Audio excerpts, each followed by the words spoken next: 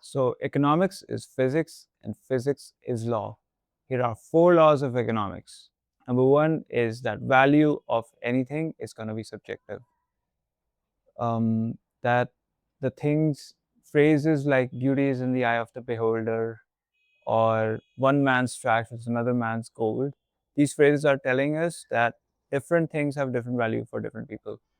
Not just humans, even electrons, they value protons. They are attracted to protons, and protons are not attracted to protons.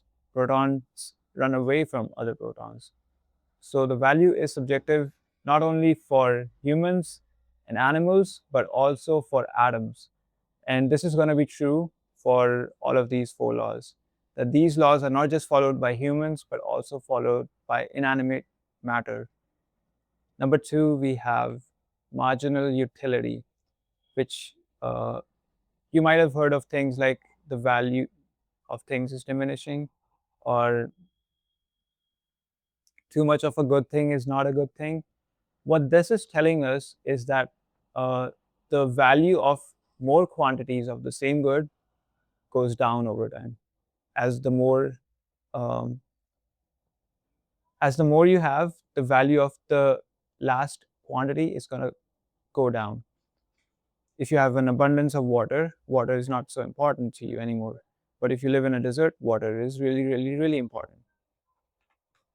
And number three, because we don't have forever, so if the same thing can be had quicker, it's going to be more valuable. And this is also called as time preference.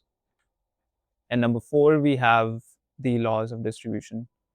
No man is island on his own, or these kind of phrases. These are telling us that it's really, really, really hard to concentrate a bunch of resources in one place. It's hard to concentrate heat or matter in one place, and therefore you're going to have a little bit of a spread. And these are the laws of distribution: the power law and the normal distribution. And with these 4 laws, we can derive everything that goes on in the world. And it doesn't just apply to humans, it's going to also apply to atoms. And you'll be looking for, like, it would be hard to find exceptions to these 4 laws. And that's it. The one more thing I would like to mention about subjective value is that since we are not that advanced of a species, we cannot look inside the brain or look inside, and we cannot figure out why. We cannot figure out why something has value for someone, or something, some inanimate objects like an electron. Why is it attracted to proton? We'll never figure it out. So the only way we have to figure out the value of things is to look at transactions, to see what happens in the world.